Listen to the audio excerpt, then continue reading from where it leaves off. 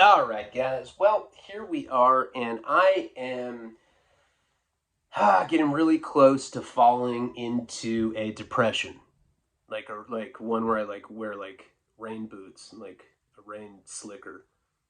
I'm like, fuck, it's gloomy outside. I don't know, man.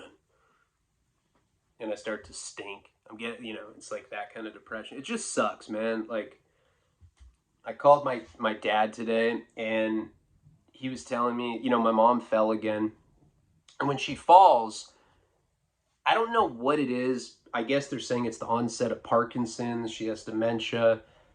She like forgets how to stand up, so she's just completely helpless, like on the ground. It's really sad to see somebody fall apart like that. I'm an only child. That was my family. I didn't have siblings. I'm not close with my extended family. I'm an only child, spoiled little brat. I remember my mom being like, "You don't want to go to school today? You're good. I'll buy you a Ninja Turtle action figure." I'm like, "All right, I love you." And she was just a really cool mom. And I don't want to lose her figuratively. And it pisses me off because I bought her Lifeline, which is, I'm sure you've seen the commercial where it's like some like actress, she's like 30, wearing like a pearl necklace. She's like, "I've fallen and I can't get up." She's like drinking a martini. She like presses a button and these like hot tan like EMTs, like big ass biceps, like pick her up. And she gets like spit roasted by them. Anyway, I don't know. That's not in reality what happens, because if you're at the level where you fall and you can't get up, or like you've lost the cognitive ability and you don't remember how to do so, you're not going to remember to wear the necklace with the little button. I pay fucking $80 a month. It really scares me because my parents' house is basically dangerous. There's stairs everywhere. There's like daggers just like in the middle. I'm like, "What's that for?" "Well, just in case somebody trips. Just makes the whole, house more exciting." I'm like, "What the fuck?" Like, there's so many like things that my mom can fall, and she split her head open. She's got multiple concussions. It's just sad to see. And I'm sinking into a depression. I'm like trying so hard not to. Typically before I had whiskey, I had cocaine, I had heroin, I had crystal meth and shampoo bottles at once. And now I don't have that. I have kratom. What does that? It makes you constipated. Then you're just depressed and constipated. You're like sitting on the toilet, like thinking, like, "Fuck, this really sucks." And it makes it difficult because my job is to provide content and entertainment daily. And I'm not I'm very grateful that I'm in that position. But you guys get to see the highs and lows. You see me like on a circus trapeze. I'm like, "I'm doing great." And then you see me when I'm like naked, like in the fetal position, kicking whatever I'm kicking. Ups and downs, and I'm pretty fucking honest about it too. Even though people attack me when I've relapsed, and I've been good. I have been good since October, when I got my dental work and I went out for a couple days, and then boom, Karina helped me get back. And I should have known better about that then. If you're a heroin addict in recovery, you can't take painkillers ever. You'll abuse them. Boom, relapse. That's that. Um, but I'm trying. I'm like really taking it one day at a time, and I'm considering getting back into AA, therapy, electroshock. I'm like, "You just shock me. I feel like a bitch. Just do it." "Oh, I feel nothing.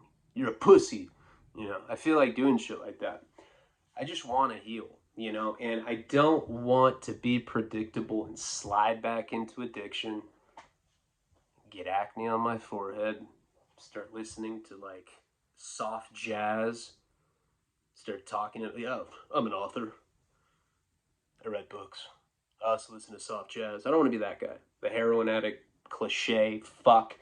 Because somebody I'm not that lucky. I'll die. It's gonna happen if I go back out. And it's, people say it all the time. Don't have another one in me. I know I don't have another one in me. I'm so reckless with drugs. I'm just horrible. I've never been the kind of guy that's like, "I don't know, guys. This could be dangerous. Maybe we shouldn't do 2. You know, I'm always like, let's do 5. Fuck it. Let's flirt with death. It feels way better that way. Let's plant a dagger in my parents' house. We'll just stick it in the middle of the carpet. Fuck you. Added obstacle. So it's been tough, you know? And then the Wi-Fi debacle. And then I realized I'm getting complaints because when I'm compressing, it's like cutting off the video. I'm like losing the Jack Poet video that I did, I think was like an hour and 10 minutes. And I think it cut off at like 56 minutes or something. The monologue I did yesterday was like, I don't know, like 20 minutes, 18 minutes, something like that. I think it cut off at like 11 minutes. I don't even know. So what I did is I went through my phone and I deleted pretty much everything. There's like nothing in my phone. I don't even exist anymore. Men in Black wanded my life. I've no memories. If I was to die tomorrow, they'd be like, this guy doesn't even have apps. What the fuck? What a sociopath. I don't back shit up on like the iCloud or like on a hard drive, and I need to do all that. I'm just so disorganized. But that's what's going on. This video is going to be for the $10 and $20 tier just to make up for it being a lackluster month. I think every month I'm going to do one Sex Files video for the $10 tier as well in the middle of the month because I do think that that's a good series. I didn't see the comments on the last one that I did, but I thought that was one of the better stories I've done in a long time. I don't know. It's hard to judge when you're the one doing it. I mean, I kind of know when they're good and I kind of know when they're not. But sometimes people tell me they like stuff and I'm like, what? You liked that? They're like, yeah, I did. It's on my chest, dog. I'm like, all right, I got you. My jokes like feel like I'm trying too hard or like it's because I'm sad. It's hard to like be the clown when you're sad, you know? But whatever. Let's see what I can do. Fuck it. I've already tried to do this video like 10 times and I'm just like, it's laborious to try to get it out. But whatever. Sometimes I'm at my happiest when I'm in the middle of a story. So let's get into it. $10 and $20 tier Sex Files. And I'm also going to do the Wasting Talent Chapter 8. And then there's other stuff that I've been meaning to catch up on that I'll do. But I'm going to focus on these tiers for the next couple videos. So where we had left off last time, it was the summer between 8th grade and 9th grade. You know, and that's really like my parents, if you had to ask them, like, where did it all go wrong, Mr. and Mrs. Leone? They'd be like, you know, it was the summer from 8th grade and 9th grade when he met that fucker Jesse. Guy that was a junior when I was a freshman. He was like an older brother to me. And he was popular, at least in my perception. See, the thing that I didn't realize then, and that I realize now that I'm an adult, is that I wasn't in the in crowd in high school. I was in the druggy crowd. Like, the jocks were they were like driving like convertibles and like wearing Letterman jackets. Me and my homies were wearing like beanies. Like, yeah, you want to go snowboarding next weekend? I don't know, bro. I don't know if my parents will let me. What are you going to do? Oh, probably nothing. You know, it was like that kind of shit. God, that was a lame one. But nonetheless, it felt like it was an exciting new world that I was entering, right? Jesse took me to my first keg party. And I've talked about that. I don't know how common it was for other people when you're 15, 16, 17, 14, whatever. But I always felt unsafe at keg parties. I got beat up a lot at keg parties. That's probably why I felt that way. But the first one that I went to, so that summer between 8th grade and 9th grade, I was basically starting to experiment with over-the-counter drugs. Corseed and cough and cold, Marazine, Robitussin, shit that we could steal from the pharmacy, over-the-counter stuff. But if you take enough of it, you overdose on it, you get effects from it. Top of that, we're drinking a lot, not smoking a lot of weed, and because Jesse was on probation for vandalism. He got caught doing graffiti. So he didn't smoke, so therefore I didn't smoke. I kind of just followed what he did. And I just thought he was the coolest. I'd like sleep over at his house and he'd fall asleep before me and I'd like wake up and just stand above him admiring him sleep. He'd wake up and be like, "What the fuck, dude?" I'm like, "I gotta pee, man. I was just, I was wondering if I was allowed to." He's like, "Dude, I'm not gonna let you sleep here anymore if you say shit like that." I'm like, "Oh." And then I'd like go back to sleep. I really kind of like put this dude up on a pedestal, I was popular in junior high. That's the fucking irony. When I was at that private Catholic school, I was in the inner circle. There's only like 40 people there, but still, I mean, it was a lot easier to be popular there. Jesse ends up taking me to my first keg party, which I've talked about before, but it's important that you understand how traumatizing that particular situation was for me. Takes me to a keg party. Jeez, that sounded like I had an accent. He took me to a keg party in the middle of the summer from 8th grade to 9th grade. This is like 2001, I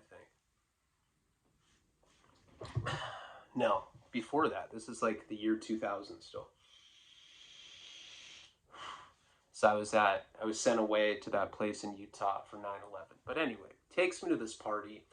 Santa Barbara, I will say, I know LA does too, but Santa Barbara is known for its house party scene. Santa Barbara's always had like really raging house parties.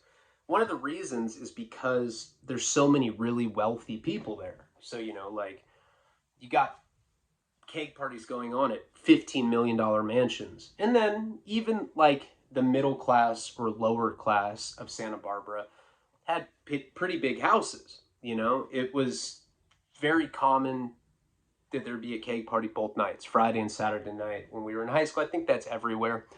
But Santa Barbara keg parties were pretty off the hook. I mean, some of those rich kids had like ridiculous stuff, I remember some kid had like he somehow like they made his pool area into an ice skating ring. I have no idea how they did that. It was like over the pool.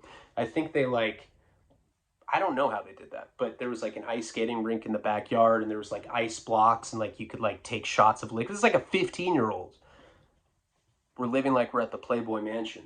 But the first keg party that I'd gone to sometime in that summer, and I remember going there, and it was just a really kind of ominous feel to it. Bunch of people wearing hoods, like they'd have their hat on with the hood over it. Everybody's drinking out of red keg cups. And I felt really intimidated. I had like braces, I was like the only one with braces. And I didn't say a word to anybody. I remember like I felt scared for my safety. I like called the cop. I was like, "Hey, I fear my life. Hey, this is the directions. Yeah. If you come, just say it's a noise complaint. I gotta go, dog." "Yeah, no. Just call my homeboy." Yeah, let's go in the back. Let's get another cup. All right. That was another thing. It's like there was this sense that it would always get broken up by police. Even the first time I went, Jesse would tell me stories about it. Tell me stories about fistfights, brawls, whatever. A lot of the shit went on in Santa Barbara. I'm sure it goes on a lot everywhere. At this place, this was a girl named Ariella. Now, she was, I think, a senior. Like going into her senior year, I was going into my freshman year. It was her dad's birthday, and he had left to go on something called Bill's Bus. Bill's Bus is a bus in Santa Barbara that you pay and like you can put all of your friends on. It's like just a straight up alcoholic or partier thing to do. You pay, I think it's like $200 or $300. They get a keg, put it on a bus. They drive you around Santa Barbara and you're partying on this bus. It looks like a trolley or something. And that's what her dad had done. She thought that he was out of town, I think. I don't think he told her what he was doing. Whatever the case was, this entire house was full of high school kids. Rough high school kids, too. This is like the skater crowd, party crowd, whatever. The bus pulls up to the house. He's like drinking with like his friends. Guy's probably like in his like early 50s. And the bus just stops because he sees all these cars parked in the driveways. He sees this party going on. There's kids littered throughout the front yard, whatever, drinking. And he comes up. Now remember, I'm not talking to anybody. I had like one beer and it like made me nauseous. I was like, my tolerance to alcohol was not very high, surprisingly, because it is nowadays. Like I can drink 2/5 in a day, or at least when I was an alcoholic. But back then, just a couple beers would like kind of make me not feel good. It would make me tired. Never really liked alcohol in the beginning. I see this guy come. He's like, all right, everybody out of here. He was like trying to act all tough. He's like wearing like a Hawaiian shirt with like a lei on. And Ariella, the girl, his daughter, whose house it was really embarrassed. She came, she's like, Daddy, you're embarrassing me. He's like, I don't give a fuck. This is my house. Everybody out of here now.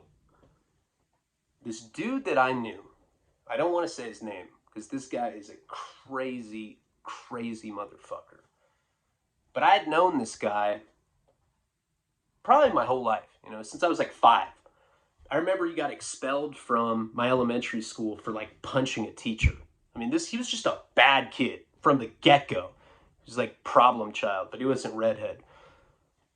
By this point, I think he was like 18 or 19, still going to high school parties, because this party was for pretty much the seniors of that school. So there were a couple people from like the class above that. And he goes up to the dad. He's like, what? Fuck that. He's all drunk. And he hits him in the face. And the dad falls over and cracks his face open on the little concave of the driveway. Like he hits his face against it and it just smashes his face. I mean, I'm standing right there. I'm like burping from the 2 beers that I drank. I was like, fuck. I felt like I was going to throw up because it was very gory. It felt like his face had come open like it was a seam or something and blood just poured out of it. I mean, it was really violent. She's screaming. She's like, oh my God. And she like kneels down. She's like, get away from him, asshole. And he's like, oh, you want more? And he's talking shit. Her dad is having spasms. Like he's like twitching and shit. It really felt like a scene out of a movie, like American History X, when the guy gets like curb stomped or whatever. I mean, it was really fucking bad. Within 5-10 minutes, everybody from the house starts pouring in the front yard. It just turns into chaos. Cops are coming now. You hear sirens in the background. Jesse and I just run away. That was my first experience at a keg party. So from that point forward, I was always paranoid that shit like that was going to go on and that it was going to happen to me. That guy that had done that to her, what's really sad about that is her dad got permanent brain damage and could never talk again. I don't know what happened to him, but there was like oxygen had got cut off to his head because he had sustained such a serious head injury. And that guy that I'm talking about, this is a white guy that had hit him. He got caught, I mean, there's a million witnesses. He got like 12 years in state prison at 85%. And that was like the first time that I'd ever hear about somebody like going away for like a long period like that, because it was like 18 or 19 at the time. What's interesting about that particular guy, that guy was always crazy. He was a big tagger, really talented artist. He went away, and I'd run into him years later, not in prison, but when he came out, he was a full-blown Sereno. He was a Southsider, but like a legit one, not like a silly, goofy little kid one. Like, he was on level 4 California state prison yards for like 10 years. He came out a straight up Southsider. Now he's like a really well-known tattoo artist, turned his life around, happily married, has got kids. Permanently affected this girl and her family because he gave her dad brain damage, but whatever. He turned it around. He's not getting in trouble anymore. Like I said, that was my introduction to keg parties. A lot of times during that summer, Jesse would have people over at his house. Now, his parents were very, liberal, They just, like, let him do whatever they want. They were, like, all, like, progressive and into, like, it's okay. let him set a house on fire, let him call the police and turn himself in. It's cool. He's growing up.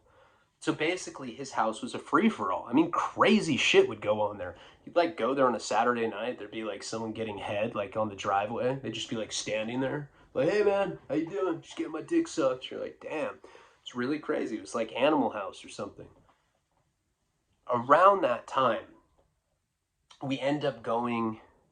You know, it was common for us. See, one thing about Jesse is that all the girls really liked him. Now remember, he's the guy that my girlfriend that was in high school and I was in junior high cheated on me with.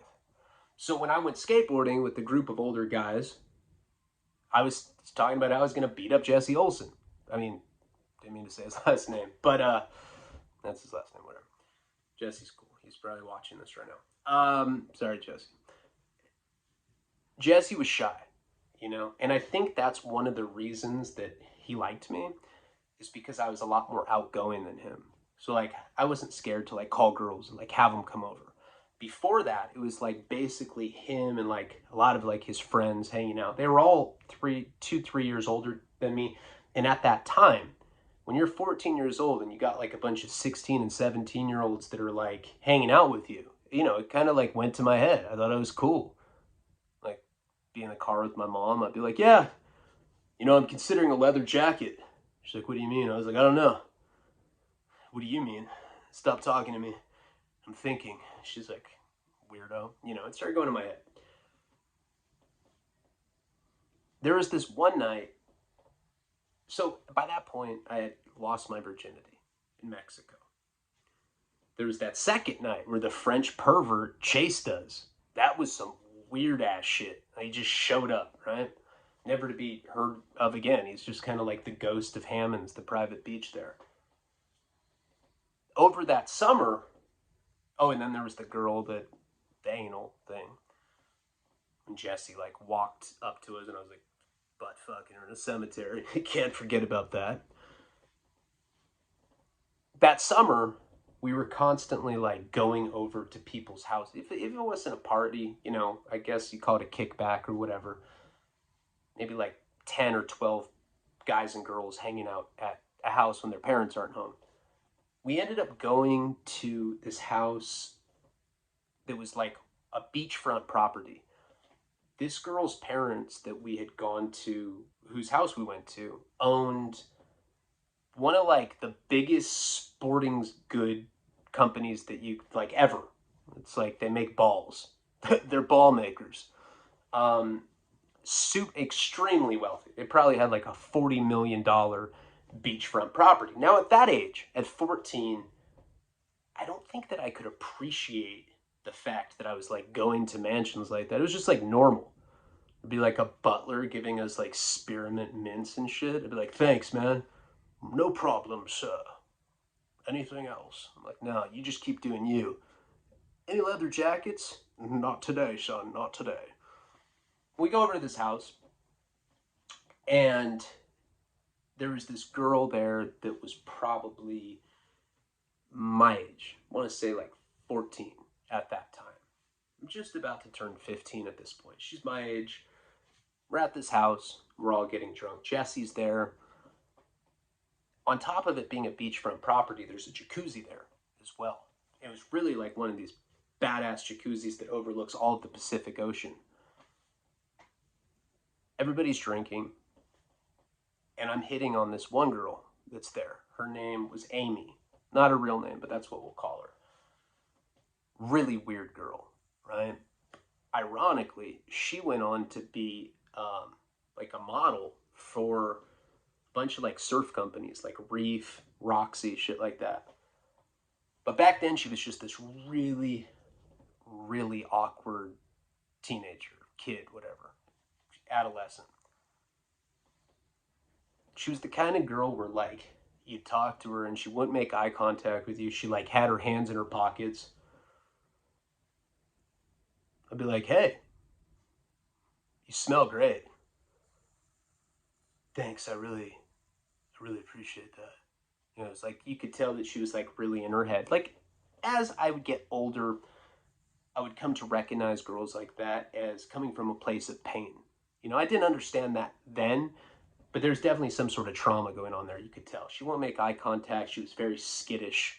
Um, and everybody there, it was like an even amount of guys and girls. Everybody there ended up like branching off, like doing their own thing. And I got stuck with fucking Forrest Gump or whatever. That's a very mean way to say it. She was more like Rain Man, I think, except she models for Reef. We're drinking some bullshit like Smirnoff, whatever it was. And this is the time that I coined my infamous line in high school. Let's go for a walk. Now, I learned in high school, a lot of guys always brag about sex. Yeah, homie, I eat grapes, I fuck bitches. Sometimes I fuck the grapes while I'm fucking the bitches. Like, you fuck grapes? I fuck anything, homeboy. Anything. Come to find out, they've never fucked anyone. You know what I mean? They're just making it up. There's a lot of that going on. Yeah, dude. When I went to Rome last summer, I was fucking some Romanian slut. Yeah. You got any pictures? Nah, bro. Nah. You know, it's like stuff like that. Social media, camera phones weren't a thing yet, so people could get away with saying shit like that a lot easier than normal, right? Than how you could now. This girl was not the one that I was interested in, even though she was pretty. I didn't like her awkward attitude, you know, or like the way that she carried herself. So I felt weird. Felt like trying to butt fuck a puppy or something, you know? It just didn't feel like it wasn't like exciting. Felt almost like hunting and then finding some deer that's like limping across the road. You're like, yeah, come here. Yeah. Cut your head off and put it on my fucking wall. Felt like that. But I learned, going back to everybody making up stories about sex, I learned that high school girls, when you're in high school, don't get this misconstrued, but when you're the same age as them, they're just as down as we are. You know, I mean, they're down. This is the thing, though. Guys, everybody's insecure in high school. I mean, you can ask anybody. Anybody looks back at that time, it's a painful time. You know, you're like learning who you are, you know? My whole thing is that I tried to like, you know, overplay like the stoner image because I thought that was cool. You know, if I was slightly stoned, I'd be like this, be like nodding out. I'd like have a belt tied around my arm. I'd be like, yeah, smoked out of an apple, dog, fucking blazed. And people just laugh, you know what I mean? But they were not laughing with me. They were laughing at me like, God, that guy's an idiot. Fucking nobody gets that stoned. Jesus Christ, he's so full of shit. He exaggerates.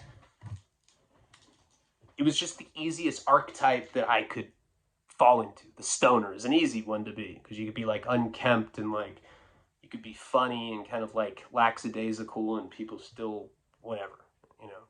I guess look down on you, but I didn't know that then. So my line was let's go for a walk because my theory was when somebody goes on a walk with you, fireworks go off. You hear like oldies reverberating through the trees. It's like being carried by the wind. You get them alone. That's it. It's half the battle. I mean, that is the battle. And once you're alone, you're like, all right, you want to fuck? Okay. Like cum falling out of the fucking sky.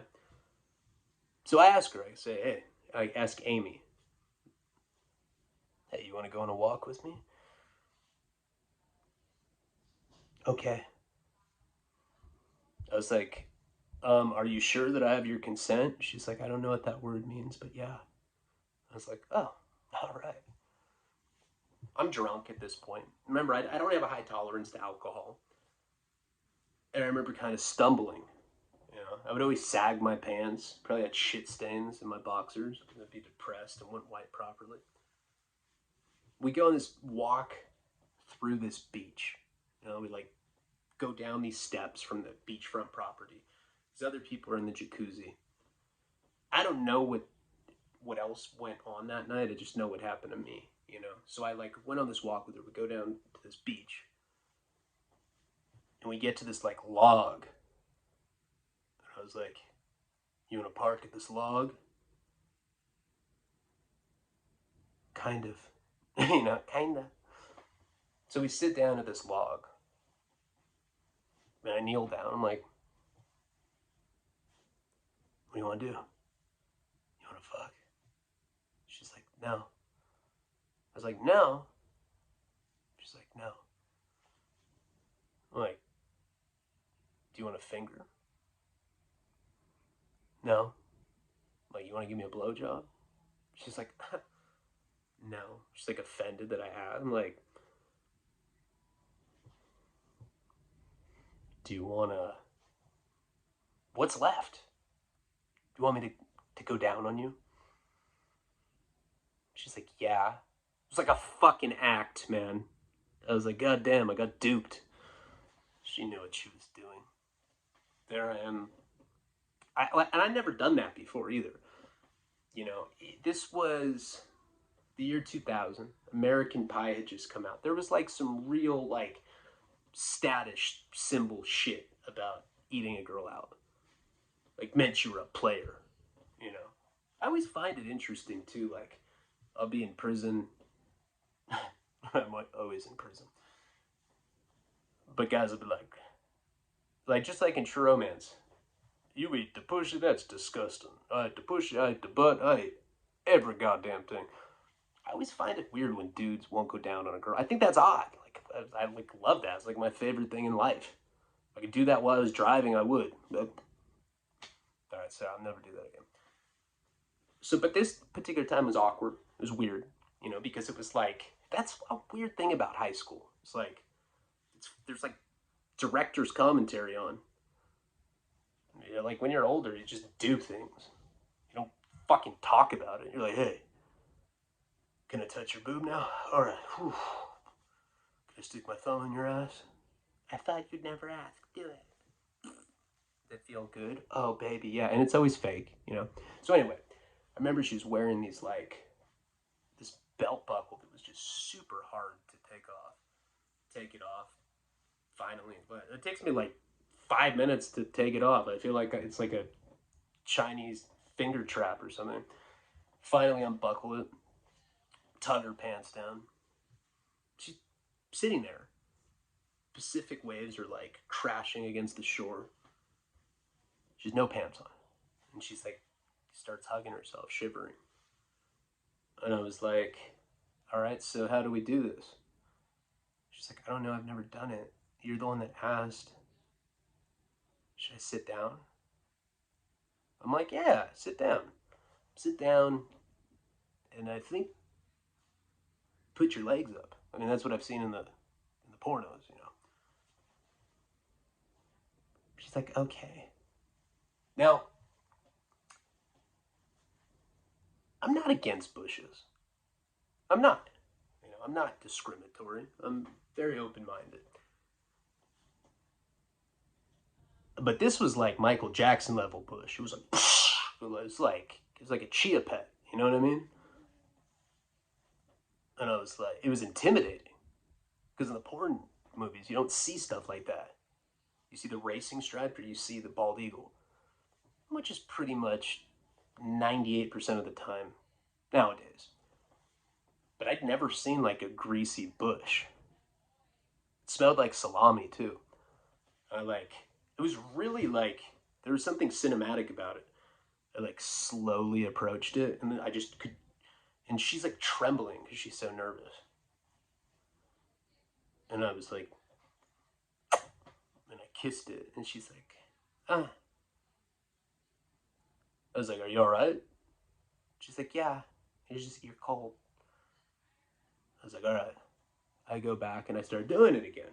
This time I'm licking. I don't know what the fuck I'm doing. I think in American Pie they said do the alphabet, like trying to do that. You know, she's making no noise, and it smells like salami. I felt like I was at a fucking Italian deli, and I was like, this is I don't know, this is super weird, and I'm getting hair stuck in my teeth, which I can empathize for all the women, for all the years that I didn't shave down there, because you like stop and you have to like pull the pubes out. This goes on for maybe 40 seconds. And she's just like, okay, you're done. I was like, I'm done? She's like, yeah. I was like, you don't want to do it? She's like, I'm done. You're done. She started being really weird. I was like, what the fuck? All right. Puts her pants back on. And she's like, are you going to tell everybody about this? I was like, no. She's like, I am. I was like, okay. And she left. But without me. She like goes up the fucking stairs back up to this house. That was it. Never hooked up with her again. And I don't think she did tell a bunch of people. I told people, but it was like, whatever, you know? I was never like a big kiss and tell guy, like I've explained, but like I told my guy friends that I was with, because I think they were like explaining to me what happened or whatever. But I wasn't like how she said it, go tell like the whole world about it. She was very weird about it. The whole situation weirded me out. I remember that kind of stuck out specifically that summer. So this is the AOL Instant Messenger era. Everybody, it's like now we got Facebook. Back then, everybody used AIM. You had like screen names and shit, whatever.